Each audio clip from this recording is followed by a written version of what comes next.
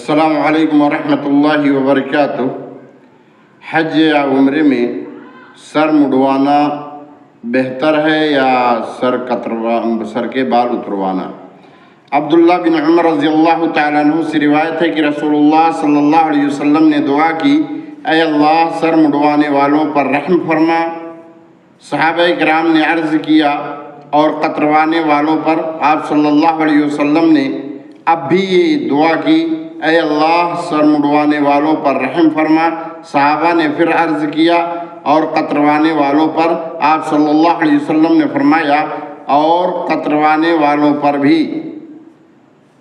اور اس طریقے سے نافع نے بیان کیا کہ نبی کریم صلی اللہ علیہ وسلم نے فرمایا سر مڈوانے والوں پر رحم کیا 1 یا 2 مرتبہ۔ گویا کہ اس حدیث سے پتہ چلا کہ سر مڈوانا حج اور عمرے کے بعد، احرام اتارنے کے بعد سر مڈوانا افضل ہے۔